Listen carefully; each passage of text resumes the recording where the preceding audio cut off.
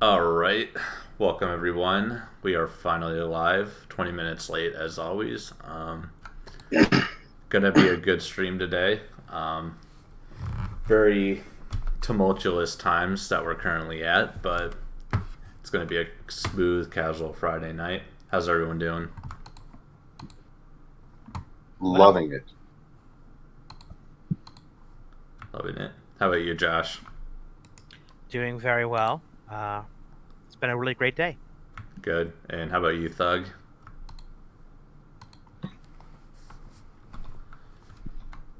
Oh, my bad. Great. It's good. Good, good, good. We don't want to focus on it too much, but one thing we were talking about before the show is kind of our diocese plans during this virus spreading time and everything like that, and what people's plans are if they're concerned about mass and stuff like that. Personally, I'm intending to go on mass on Sunday, but any daily development, I'm planning on adjusting that if needed. What's best for the community or anything like that. How about you guys? Anyone's diocese come out and say anything or do anything like that? Yeah, they put out several guidelines for ours. They said um, no sign of peace, which is a victory as far as I'm concerned. They also said no Our Father. And they were actually, the way they said it was kind of interesting, I thought, because they were like the non liturgical holding of hands during the Our Father. And I was like, well, I'm glad to see them say, like, that's absolute Protestant nonsense. Um, they will not allow reception by mouth. They're doing only reception by hand for Mass on Sunday in the diocese. And they also are not distributing the blood. Mm. My bishop had said that lifted the obligation to go on Sunday. Has said that you can take communion either by hand or by tongue. Has had encouraged priests to hold more confessions and Eucharistic processions, and for priests to visit more sick. Said be generous. I thought that was pretty epic. Yeah, that's good. And my diocese is also suspended mass, or not suspended mass, suspended the obligation, and they're they're still holding masses though. Yeah, no, that's good. I think that I was supposed to go to a Catholic men's conference tomorrow, but that got canceled, which I think is a good thing. I mean, it's a bummer that you pay the money and then you can't go. But I'm just gonna let the diocese keep that money and recoup their losses, and then I'll just go next year. So, but I yeah, think one of my favorite things to have come out of this whole situation is what I like to call the the hypertradisms of the bogus Ordo Freemasonic Vatican II Church is not hosting masses because they don't have the faith on Facebook. You know, from the ever so incredulous times that I decided to browse that website, it is an absolute treat. What website again?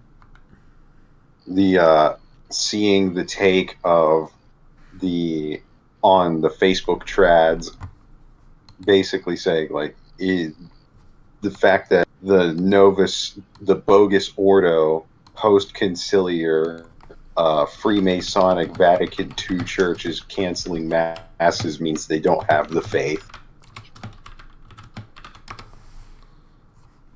Got you. yeah. No, like my master went to this morning, like they didn't do the blood, and then during the Our Father, it didn't give any special instructions, but the parish that I go to for the morning mass, since it's the only one that I can go to in time before work if I choose to go, is very infamous for like doing a bunch of hand holding, and like there will be literally like multiple rows of people holding hands. Like usually it's people to your side. They'll like rotate their bodies to have like four row like hand holding like during the Our Father or something like that. And like this is all old people and stuff, but I noticed there's a lot less hand holding, like, you know, maybe the person just right next to them and stuff like that, which I find a very interesting dynamic for a lot of parishes that have that culture.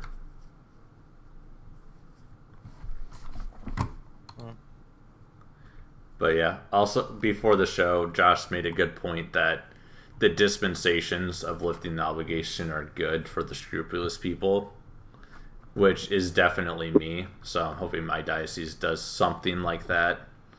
If, you know, I get sketched out by going to mass or anything like that, even though I currently plan to go. Yeah. The worst thing for scrupulous people would be if they just said, yeah, just consult your conscience.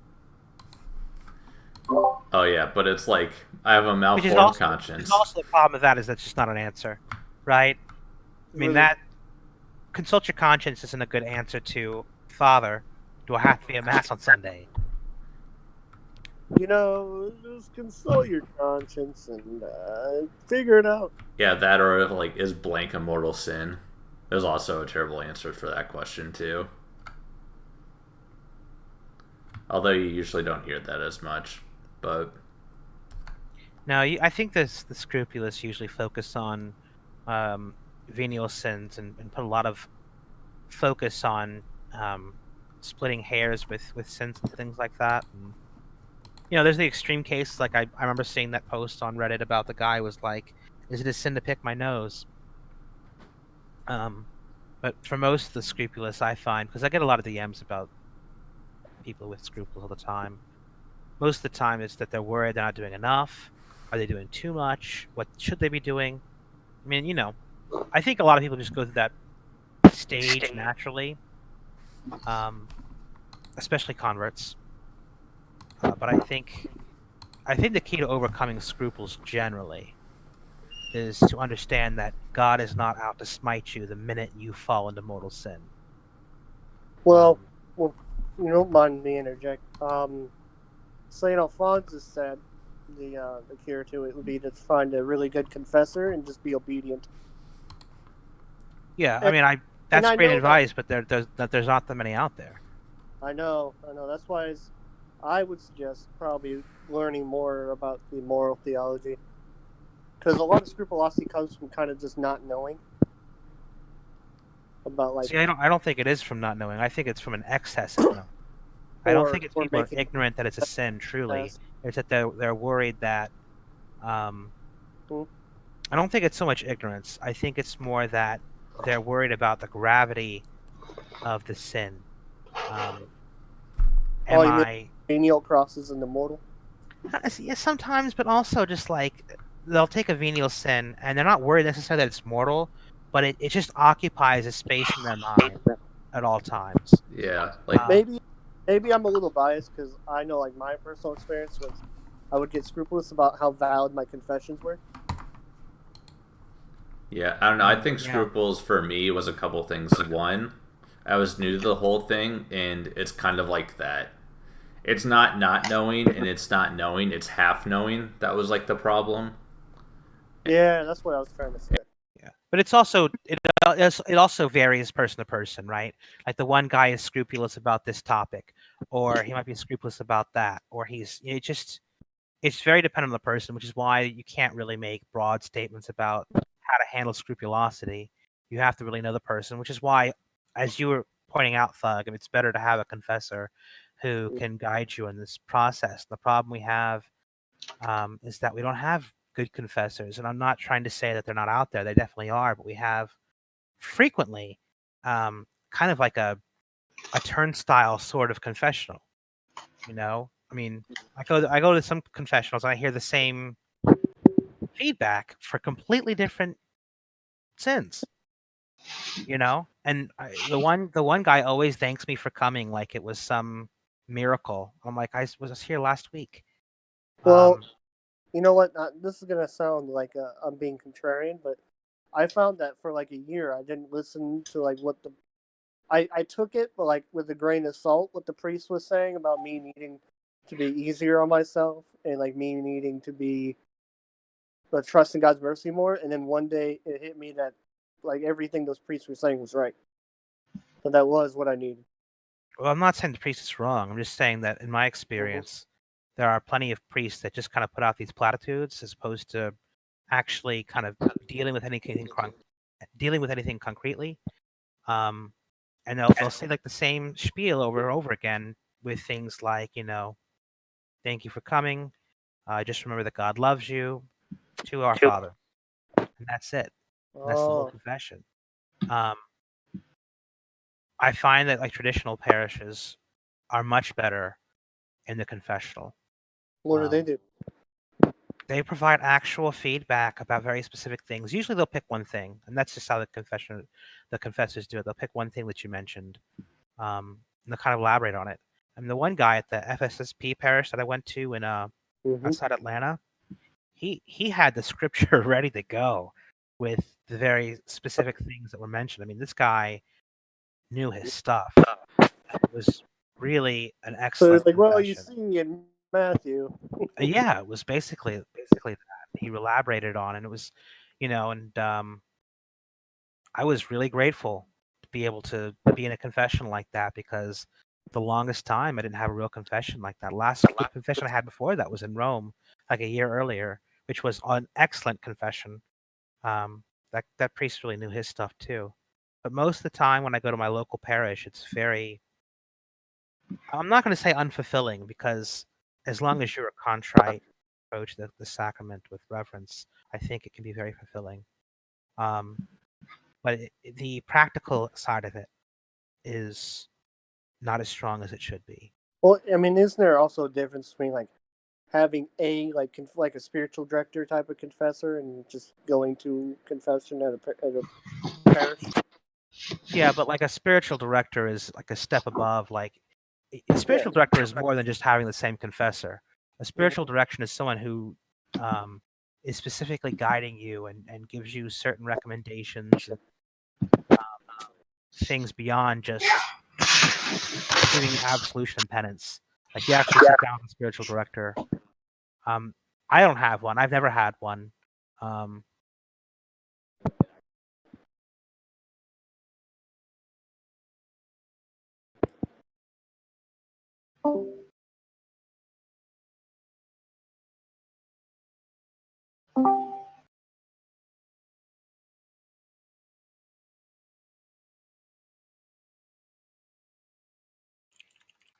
Hello? I can hear you, Thug. I can barely hear Turbo. Yeah. Sorry, guys. This is what happens when we have on-the-fly production. Your audio's still down, Turbo. It's still down. I think the one thing, or just to kind of How about now? Yep, there we go. Okay.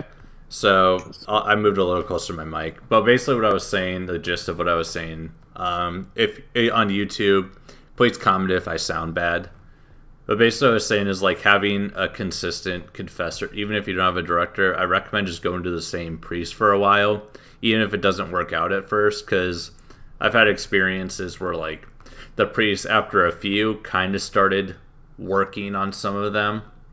Like I think he was like hearing me out and seeing what patterns were, and then decided to like talk about those and stuff like that. So have someone hear your confession consistently, because if you jump around to each person, no one really gets a grasp of what your pattern of sin is and stuff like that. Oh, and I would also say, speaking of jumping around to each person, is you should avoid as much as possible jumping around without good reason to do so. You should find find a good confessor and stick with it. But you should not be using the fact that every church offers confession to get out of hearing the feedback you don't wish to hear at one church versus another. You need to take the feedback that you're given fully to heart to really take it in completely. Yeah, it's like, do you want to just plateau your entire life, or do you want to actually get better, is like the question. If you're not advancing in the spiritual life, you're regressing. There is no plateau. It's like swimming upstream. You Yeah. stop, move forward, you go back. Well, I think also like one thing to point out about spiritual directors and stuff like that is that I think a lot of people might have this idea that the spiritual director is something that you when you're like not in the very beginning, but on your way. And it's like, no, like if you're serious about trying to become a saint, like get a spiritual director as soon as you know that, because even if you're in the beginning stages, they can help you uncover the sins that you're maybe not even consciously but hiding from yourself. Isn't that like the first thing St. Francis de Sales says you should do? Yeah, Pray get to a spiritual comfort. director. And you're never going to outgrow a spiritual director. I mean, Saint No. Teresa of Avila had a spiritual director till the day she died. Yeah, and it just is the way it needs to be for us as we try, and even in just beginning the spiritual life, like just in my own spiritual direction, just getting that humbling realization that not only like am I not where I thought I was, but it was just like I hadn't even taken off the ground on in the spiritual life. But that's just the way it was at the time, Yeah, I'd agree with that. Like, I haven't seen my spiritual director since January. And I definitely noticed it's like I need to go soon. Like, it's very helpful. And like when you don't have that, rapport or whatever, there's a lot of like, I don't know, it's kind of trying to port without having a lighthouse is the way I think about it. Like once you have one, you kind of like want to keep going to one if you're serious about it. But that's how I think about it, anyways.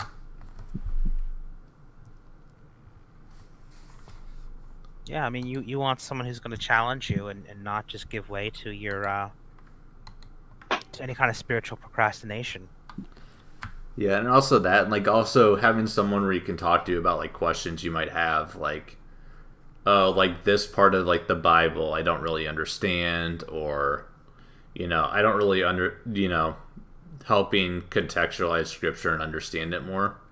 Like for example, my spiritual director is like a chaplain at a university, and he teaches theology, and he's a priest. So, like, having all that where I can ask you about like the faith or like the any faith-based question, any biblical question or whatever. Like, I don't really understand this or get this, or maybe there's something in the Bible that you're kind of like confused or even scandalized by. Like, what does that mean? And then having someone that can explain that to you is also helpful. So it's not just avoiding sin, it's also like understanding the faith more too.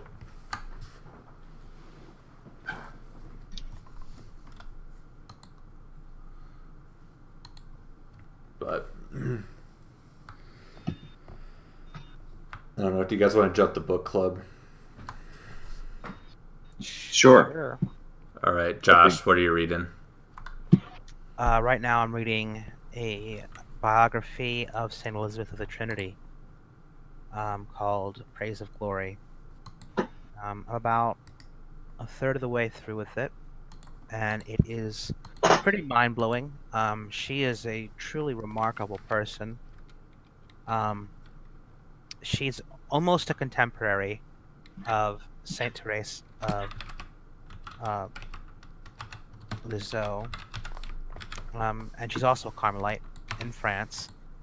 And just her perspective, because a lot of the biography is just pure writings from her letters, and her perspective on things is really fascinating.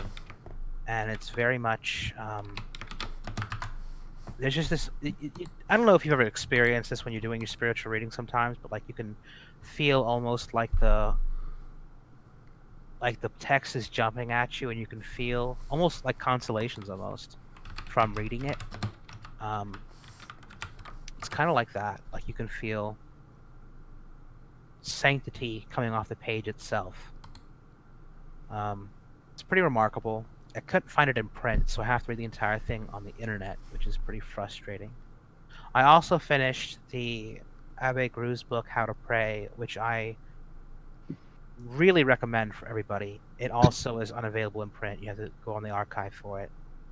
But I finished that, and what's great about that book is that it spends about the first solid third to a half talking about prayer, how to pray, and the necessity of prayer and things like that. It really kind of puts you in a good perspective on what you should be, how you should be looking at prayer, how you should be understanding prayer, and things like that. And then it goes into the Our Father line by line, almost word for word at certain points.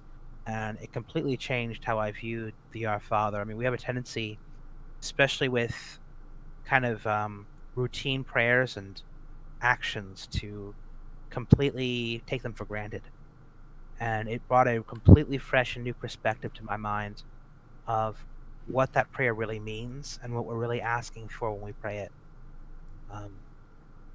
So yeah, I highly recommend both of those books to anyone who wants to look them up. I'm sorry they're not in print. You'll have to read them off a screen. But I think there's so many excellent things you have to read that are not in print that you have to read off the screen that a lot of people would be well served to look up. Cool. Nice. How about you, Morgan? Well, I'm still working my way through The History of the Middle Sea by John Julius Norwich, which is a whole history on the Mediterranean Sea. Very, very interesting. Spiritual reading, I'll be honest, I'm kind of frozen on what I want to read, and maybe I can talk to Jennings and Thug about it after stream. But I'm also getting ready. I found a really big sort of part of finding God in history. So it's a very interesting process to see, like, particularly, when you talk about the Mediterranean and how the ancient church in the Byzantine and the Latin church had their own parts in history, and then you read about how Charlemagne's coronation was a huge part of the historical and political aspect at the time, but was also, just kind of the ways that God worked through history to point out the exceptionability of the church, despite its parts of where people would really kind of question it, or its scandal. There's a really good book kind of on this, somewhat. It only focuses on ancient Rome, but it's Henry Formby's The Connection Between Ancient Rome and the Christian Religion. And it is an excellent book. And it goes in depth, and it starts with, oddly enough, not really oddly enough, I mean, it makes perfect sense. It starts with the Creed, because in the Creed you have Su Poncio Pilato under Pontius Pilate, and so ancient Rome is not only the ruling power at the beginning of the church, but it's woven into the Creed itself, and he starts from there and elaborates the connection between the two. And there's this really cool print in it where it has the Roman Pantheon. It has it in its pagan days, it has it in its Christian days, and it uses that line, "What God has joined together, let no man put asunder." But the entire book is fantastic. You should look it up. Yeah, I actually just searched it. I can't find it. It's in my pin tweet in that cloud account. I have a copy in there. I'll definitely be scanning that in there. But I'm checking out a lot of, like, one of the things that I'm really interested in is kind of case study on ethnic practices that incorporate themselves into Catholicism. So, kind of trying to see where some of the Native Americans would, not hold on to the superstitious aspects of their native religion, but, incorporate those things and work them into the Catholic faith. and so I'm doing that mainly with Celtic religious stuff, like cross comparative religious studies, and seeing the history of how that unfolded and the integration of that with St. Patrick and with Augustine of Canterbury and all of the other ones, and how it even led into parts of the scholastic movement is very fascinating. Nice. I finished the book that I talked about last time on the show called The Urging for Christ's Love, The Saints and the Social Teaching of the Catholic Church by Deacon Omar Gutierrez. And it was quite a good book. Basically what it was is it took the lives of the saints to give a teaching about Catholic social teaching in many cases, from St. John to Dorothy Day to St. Thomas More, and to kind of to St. Maria Goretti. It just like gave like principles of Catholic social teaching and then used the lives of the saints to apply it. I thought it was very good, and it's a pretty quick, easy read too. Like if I wasn't a chronic procrastinator, I could have finished it very fast. And then I'm currently though reading the book 3 to Get Married by Venerable Fulton Sheen, because I recently got engaged and it's a good marriage prep book. So that's what I'm currently reading.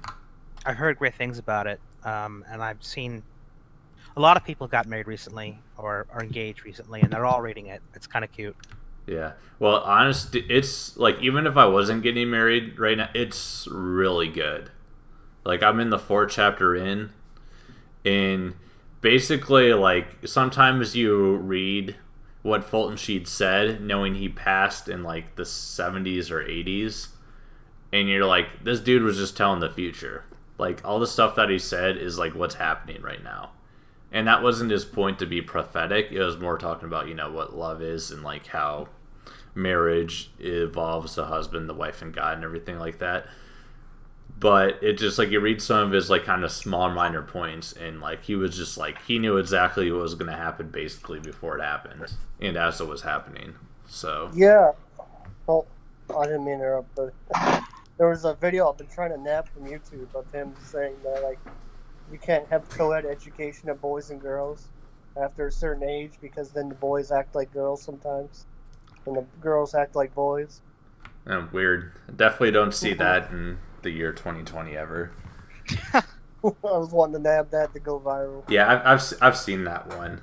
It's somewhere around there. I can't remember if it was Census Fidelium or someone else that hosted that video, but it's from one of his shows.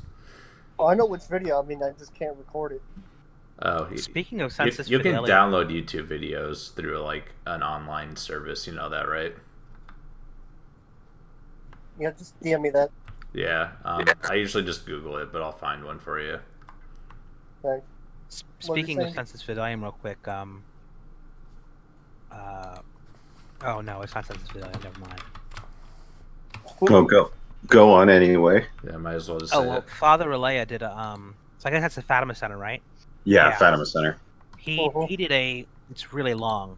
Just as a warning to anybody who's gonna look it up. 4 last things for Lent: judgment, heaven and hell, death. Series, and it was really good. I like his very direct approach. It's not very philosophical. It's not very theological. It's just very like no nonsense. Pick yourself up kind of bootstraps kind of Catholicism. I think for most people, it's better. You know, I like like that. Ripperger is helpful for a lot of people, and I think he's very interesting in what he says for a lot of people, and it makes them think about things. Ripperger is very dry. Relaya's got a direct human approach that I think probably works best for most people. Yeah, Yeah. you should put a link to that in our Going to hell, dude. channel. All right, Yeah, I know. I just watched that at the beginning of Lent, and it is absolutely incredible. Father Relaya's just his bruntness and his matter of fact, like everything that he speaks of, even the pious tradition is just so put as matter of factly as possible that it's very, very hard to ignore. And it's gonna feel like I was listening to it and I felt like I was kicked in the gut, but at the same rate, I was also feeling, very inspired to really Cool. achieve the graces of the season. Yeah. I And then I became a fan of Relier because like the first video I heard of him was him just yelling at me in a very, very thick Italian American accent to be less prideful. is like Yeah. his full name like Father Mary Relaya or something like that. Isaac Mary Relaya. Okay, that's what I thought. Yeah. He's the one that has like the anti-Pokemon video, I think. He just Yeah. he just makes a reference to it in passing. He doesn't go in depth. Yeah. Yeah, he doesn't like expand on it, but he definitely wasn't a fan. I don't know. Gotta be careful with those Pikachu demons. Yeah, I think ATR said that that Relaya said Lord of the Rings was bad. I don't know if that was true though, but I'm pretty sure ATR said that. But Which would be kind of questionable in my opinion, but whatever. I've seen some pretty wild stuff though that people will put out. Like I remember seeing a video that was like trying to tie Tolkien to the Freemasons, and I was like, wow, this is like they're really reaching. That's the internet. Yeah. But anyways, we got a call in pretty good. I'm going to pull him into the show for a second. He wanted to talk about books, I'm pretty sure, so it's a good time. Okay, I mean, I guess I'm not reading. Hey, pretty good. You're on the show. Hell yeah. Yeah. What do you want to talk about? Well, I got several books next to me. I got this Aristotle Politics, and I have a tab open that is On the Free Choice of Will by St. Augustine. What do you guys want to hear about? I got those. I got Divine Comedy over there, except I only just started reading it. Of all the spiritual books that you've read, what's the one that had the greatest impact on you? Well, Aristotle red-pilled me on the state and the role of the state in society and how it's a creation of nature and how man is naturally a social animal. We are created to be like that. So, are you like interested in philosophy like a ton? Are you like a student or anything like that? I have lately grown a big interest in philosophy recently. Have you read Nicomachean Ethics? I've not. You need to get on that. What's that called again? If you put it in chat. Nicomachean Ethics? Alright, I'll bring it up. Just avoid Kant. Yeah, Avoid Kant. yeah. Post it in general, not the live It's show by chat. Aristotle. I mean, as a safe rule though, avoiding any German philosopher is probably a good rule of thumb. Yes, Germany is completely anathema. Germans are wildin'. Yeah. I what said to you happened? before, some monk in the Middle Ages said, "Lord, bring me here my purgatory," and that's how Germany was created. Germany's good at engineering, not much else. Man, I'm like German. I'm like a third German right now, and I'm just like sweating. That's all right. That means you can only be a third offended. True. German American diaspora greater than Germans in Germany. True. Mm, I mean, it's. Yeah. I mean, Not always. it's more of an not indictment always. of Germans than German Americans, Lot of but them- yeah. A lot of them came over in like 1860 or 1840, leaving a failed socialist revolution. Yeah. Well, Got a bunch of Nice. well, they spoke German in most German areas until World War One, and then they basically They spoke German in German areas? That's wild. no, but then like after World War One, they basically got like IRL cyberbullied into only speaking English. So IRL cyberbullied. I like that.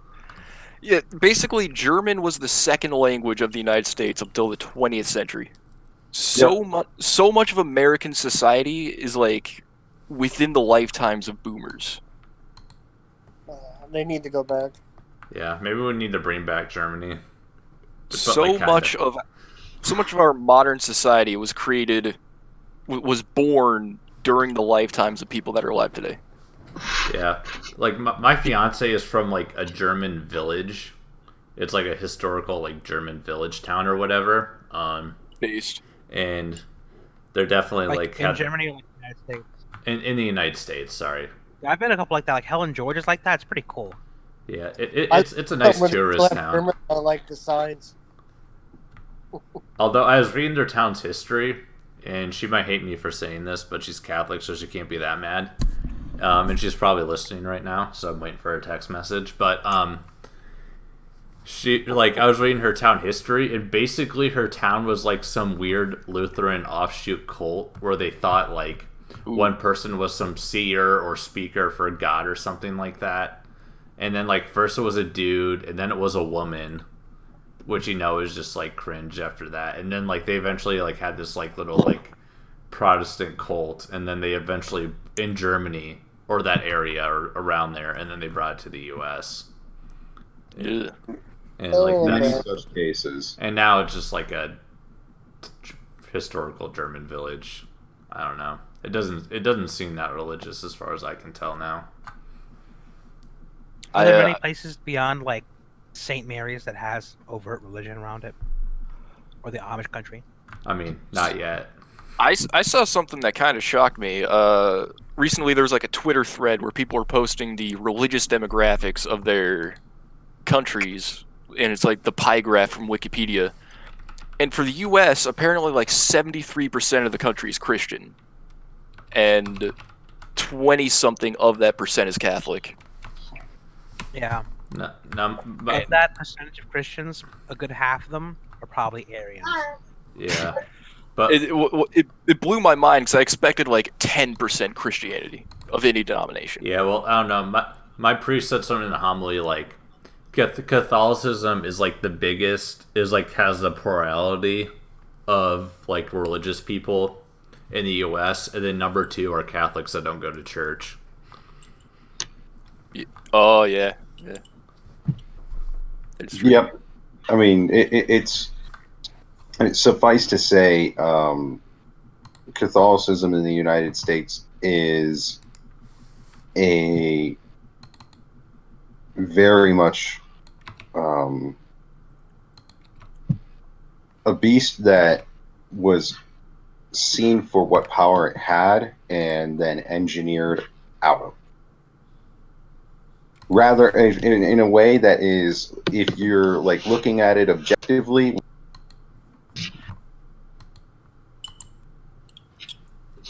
Like what do you mean by that? it was demonically brilliant how well the social engineers got Catholics out of the public sphere. Yeah. Well, they've been trying since like when the country was founded. Yeah. Who was it that I think it was Benjamin Franklin that picked who he wanted to be like the emissary between Rome and America, right? You can probably correct me on this one, Joshua. But I know he was picked because he was the only one who didn't talk about religion. I know I listened to a couple of talks by what's his name, Charles Coulombe, and so that's kind of been how it is, that we have a seat at the table as long as we don't speak up. Yeah. Yeah, I mean that was it in Dallas or Houston where JFK gave that speech? It's absolutely shameful speech. Mhm. What speech? Or was it Austin? Someplace, I don't know. Dallas is where he was shot. Yeah, Dallas is where we shot. Yeah, It no. was like saying the speech. What speech are you talking about, though? Basically, he pretty much says that he puts his religion after the interests of the state. Oh yeah, that's pretty cringe. Now, I'm really paraphrasing hard there. I don't have the exact quote in front of me. I've I wouldn't seen it. expect you to. I've seen it. But yeah, I mean, yeah, JFK was like a Catholic president, I guess, is how I think about it. He's about as Catholic as Richard Nixon was a Quaker. I don't know. And I believe that's his actual designation, too, as religion on generally. I don't know. Compared to how people talk about him, Nixon seems kind of underrated. But this isn't a politics stream, so. I was reading about Quakers recently because I was like ignorant of them. They really are the Reddit church, which is every Protestant church, but it's crazy how Because Quakers are made up of Swedish immigrants to England. Are there any Quakers Quakers left? I mean, yeah, there's hundreds of thousands of them, yeah, there's some like Quakers in my cabinet. and about half of them are in Africa. They're also responsible for setting up our prison system. Interesting. This. I mean, I know that like Mormons are like a third of our intelligence agencies or something like that. I've never heard that. That's You No, didn't know like that one? like there are a Does that ton- make sense to you? Like they're basically Freemasons. Yeah, like there's like yeah. Yeah. I was about to say. Yeah, because Mormons are like basically like Joseph Smith just stole Freemason rituals and then used it for his own thing and then had a bunch of people's wives commit adultery with him and then people murdered him. And now he has a religion. I don't know. And now they're all in the FBI. Like unironically. Amazing. Most of the feds all the Agent Johnsons we have to deal with are Mormons. That's wonderful. I hear in Mexico the Mormons will be like super white, and they'll try to send like one of their few like Hispanic members out to like try to recruit. There's a lot So of there's Mormons like in some Mexico. pasty white dude around the corner watching them. Like kind of like shaking his palms. the perfidious Mormon. Yeah, something like that. But yeah, pretty good. What's your at? My at on Twitter it's linked in my profile. It's at Chinese Takehaver. I'll put it in chat. I'll put it in the YouTube chat. All right, I'll make sure I add you. Chinese what? There. I put it in chat. For YouTube. It's Chinese Takeover, but the O is replaced with an A. I named myself after some bus stop graffiti I saw once. Okay. I was at a bus stop and there was some graffiti there that said "Homeless believe lies, Chinese Takehaver greed sell." Interesting. And Ooh. when I told that to my friends, they had a fucking great time. Yeah, I just added you on Twitter, but yeah, no, it's an interesting little story there, how someone got their name. But Do you have anything else that we want to talk about today? so we talked about You know what? We should mention two things, since we have a lull. Confraternities. If you're praying the rosary every day, you should be enrolled in the Rosary Confraternity. First of all, what's a confraternity kinds- for someone that's low IQ like me? it is a group of people who are united. You enroll in it, kind of like you would like a scapular, I guess you could say. There's no. You just enroll. You just give your name and your address or whatever to the. I think it's the Dominicans for the confraternity, the Rosary. Yeah. You are signed up, and that means that you are praying for all the members of the confraternity and the ones deceased as well. It was established by Leo XIII, I believe. This specific version, at least. You pray for one another, and you pray for peace and things like that. You just pray the rosary like you would normally. There's a prayer that goes with it, and there's all kinds of indulgences attached. A lot of them. So it's something that everyone, especially people who are already praying the rosary, should just take up, just enroll. There's also the Angelic Warfare Confraternity. They have a special, I think it's 15 Aves, little prayer rope. And a lot of saints have been enrolled in that specific confraternity. Couldn't get the word out. And that one involves a couple prayers and 15 Aves. And it prays specifically for like chastity and purity. And these obligations don't bind under pain of sin, typically. Like the Rosary Confraternity, if you don't pray your rosary, you're not sinning. It's not like you're in trouble or anything. But there are things people should look into. But you'll feel like it. Yeah, well, you should definitely get. They already did say do You it. should be saying the rosary every single day. Yeah. Everyone should be praying the rosary every day. It's one of those devotions that's truly universal. I mean, a lot of devotions are kind of niche for different people who have different personalities. You know, for instance, Saint Therese had a devotion to the Holy Face of Jesus. Other people have their different devotions, but the rosary is for everybody. Right, yeah. So everyone should be praying the rosary every day. And I look at my rosary like, have anyone here ever played like a phone game where they give you like a login bonus, or if you do like enough challenges for the day, they give you like Yes. extra points or whatever. Daily I can, challenge. I used Like, to that's play like my- Hearthstone. my rosary is like the daily like and like sometimes those games tell you, oh, you've done this X days in a row, you're on this sort of hot streak. Like I consider like my rosary like, oh, I'm on a streak like that and I can't break it. Like I think it's like literally since like November 1st, 2018. That really makes me do a big think about society. That these like corporations that set up these free-to-play games are trying to take the place of God in our lives. I mean, I don't know So- about that. I think they just worship money and they want it more than like they want to be God. But some people like I don't think like people that are making mobile games are like that.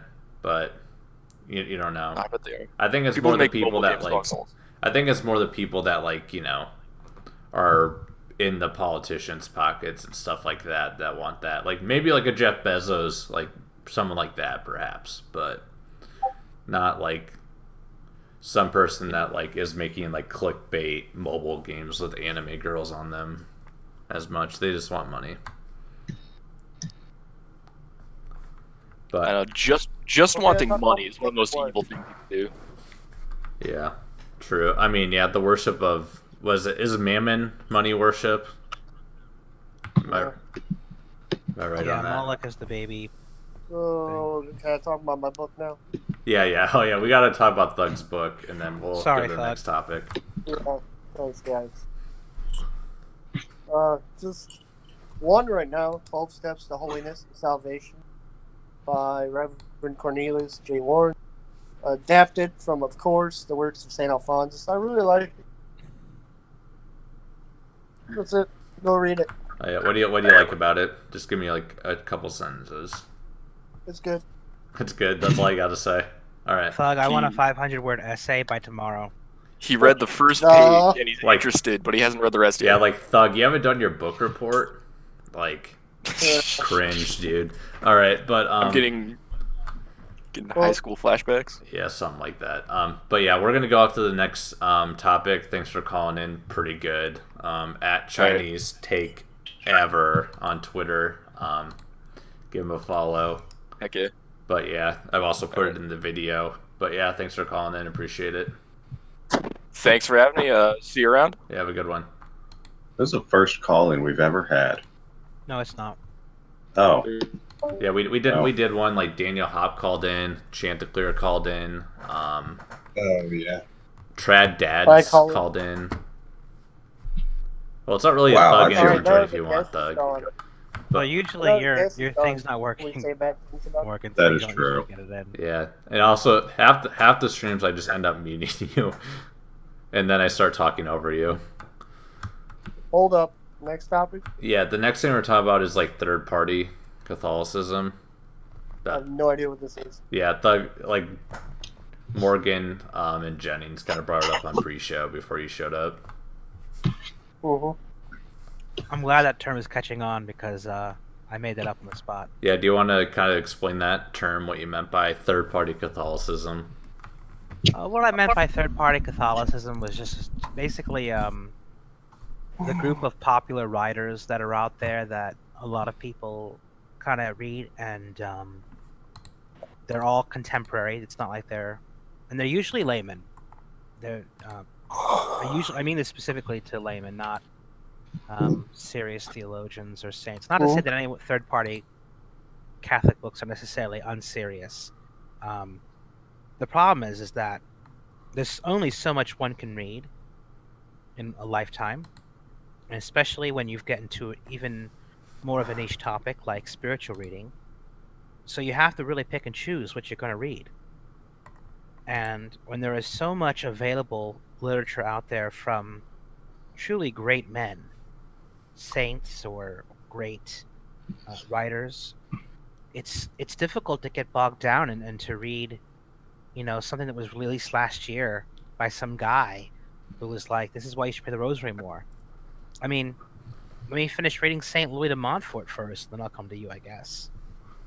I mean, I don't know, but I find that I understand why they exist because a lot of people have an easier time relating to more contemporary people. But I feel like the field of these books is like a flood, and the church pushes them on people too. Not necessarily like the church as a whole, but like I see these kinds of books given out for free all the time in before mass sometimes, and usually I just keep them for book credit at the used bookstore. So I always take a copy, but I've never actually read one because again, time is a constraint. But I just there just seems to be so many books and so many authors. And if you look at your church bulletin, there's always some guy who's doing some kind of presentation who wrote this book, and usually like a memoir of some kind. Everyone has a memoir these days. Everyone has a memoir, and it's just like how many of those are you going to read before you get onto something actually meaningful? On the classics, so to speak. I mean, are you reading the Lives of the Saints? Are you reading, Imitation of Christ or what have you, instead of these weird how Catholicism changed my life stories? I mean, I guess reading one's okay, but that's like the sum of what you're reading. It's kind of, I don't know. Would Dr. Scott Hahn count? I mean, I don't know much about him, so it's hard for me to put him in that category specifically. Yeah, I don't know. I think with me, it's I like things kind of like I don't like very like dense things to read. So like a lot of times like these authors might take concepts and make them less dense or more easy to chew, I guess, and I appreciate that. But yeah, there are definitely some where it's like, oh, my conversion story, or where is this, or like even worse, than like when an author has a cult of personality, like whether they want one or not. Those are like the worst ones for me. How many times do I look at a bio on Twitter and it's like, read my book at Ave Maria Press, and I'm like, how many books are there? Read Infiltration. Maybe I'll write a book and it'll just be Saint quotes. I would say that if anything, we probably would need a few more of those. A few more what? Books that are just compilations of saint quotes. Well, the Father Lassance books are available at Angelus Press and on Amazon, and they're a pretty good mix of that. They have prayers, they have a good bit of spiritual reading that you can use every day. Some of them are really good, like the Our Lady books focuses on Marian devotions, and not only does it have spiritual reading section, it also has, for the month of May specifically, day 1 through 31, a reflection for every single day, and then it has a whole list of Marian devotions. I mean, there's nothing more you could ask for in a book for devotions to Mary, period. Right. And it has several of these kinds of books, and I think more people should look at them. They're awesome. Yeah, no, that's good. Like, one thing I was just thinking about here is that, like, if you're gonna be like a third-party writer or like a not a saint writer, is like do something that's like unique or different, or like kind of fills a gap that isn't necessarily easily covered. Like, for example, the book that I endorsed by Deacon Omar Gutierrez, The Urging for Christ's Love About Catholic Social Teaching. Like, he took like Catholic social teaching, something that like a bunch of people like kind of talk about but don't necessarily understand a ton, and then took the angle of the lives of the saints, and then kind of like had a good understanding of them, and then communicated like that way instead of just like writing his manifesto or anything like that. Like, I think that's like the good work that like writers today can do and stuff like that.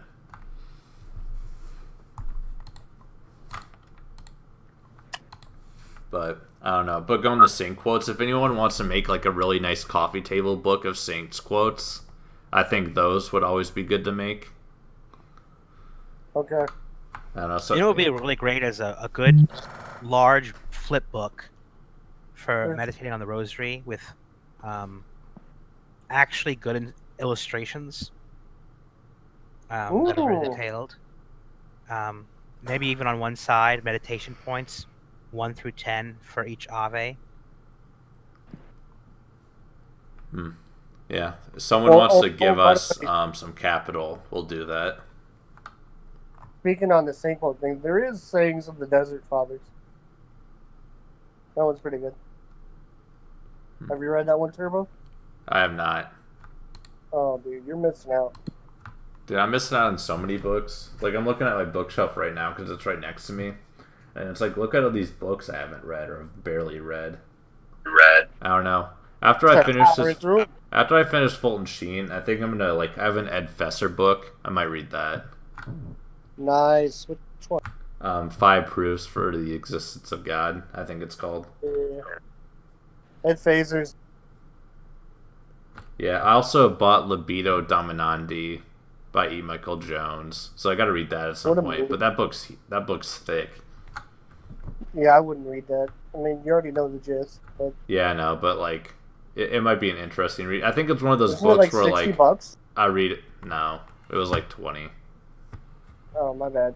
I didn't cut you off. What were you saying? I got 2 books by him, and it was like less than $50, I think. Did you get Degenerate Moderns or whatever? No, I got the Medjugorje Deception. Oh, the one with the red pill on that. Yeah, like I listened to a talk. Like, if you don't want to like buy a book, E. Michael Jones does a talk with is it Patrick Coffin or Peter Coffin? I think it's Patrick Coffin, who used to be with Catholic Answers but has his own like podcast. He does a talk or two with E. Michael Jones about Medjugorje, which was pretty good if you don't want to buy the book.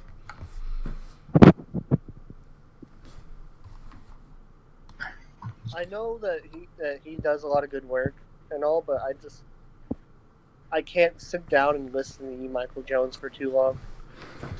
Yeah, neither can I. But like 40 minutes, I can do it.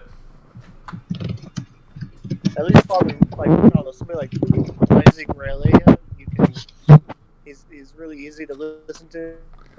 Father Ripper, he says enough interesting things that you know dry is easy to listen to. Yeah, no, isn't Father Isaac Murray kind of a slow talker though? I don't know.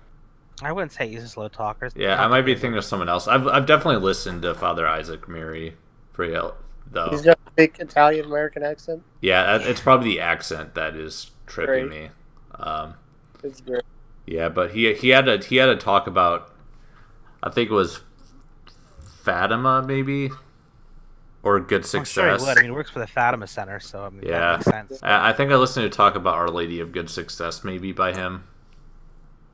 You know what I like is when you hear, especially someone that you get acquainted with via their videos or maybe on the timeline or whatever, like how people talk about their favorite saints. I always like that. I always appreciate that. Because you can kind of see the way they talk about them, the relationship they have with them, where they bring them up. So, like for instance, Malaya talks about Saint Alphonse all the time. He calls him Saint Alphonse. He doesn't call him Saint Alphonsus Liguori, right? It's kind of his own like kind of like idiolect getting in there. But the way he talks about him, it's you can kind of like really sense they have a real relationship. It's really cool. Good saint. I mean, you can't go wrong with Saint Alphonsus. I mean, you know. Nope. Not that you can really go wrong with any saint necessarily. Yeah, I mean, if you're gonna emulate a saint, like, you know, it's a good person to pick. Doctor of the Church is pretty impressive. Yeah, indeed. Like, if you teach anything he teaches on moral theology, then you can be confident you are not speaking with error. Yeah. But one of the things that he brings in St. Alphonsus for so much is specifically the confessional. Oh yeah. Yeah. Don't like most people today use his moral theology when it comes to confession, like most priests. Yeah, he's a patron saint of one of them is confessors. Other ones people I think with arthritis. Yeah, because I think like Alphonsus was the one that recommended the style of penance that priests often do today. I might be wrong about that. You guys might know more than I do. Where like he recommends like light penances and all that. He was also one of the people behind. You know how Protestants today like bring you to the Hell House or whatever? I forgot what it's called. I have no idea what you're talking about. Like a play about how bad it is to be in hell. I've never heard of it, but I can Okay, assume what it's well- like. Yeah, he suggested doing that, reminding sinners about hell all the time. And that's one of, yeah. I love that. Yeah, I mean, if people. Whoa, wow, excuse me, I almost yawned there. But yeah, definitely wish people took hell more seriously than we often do today.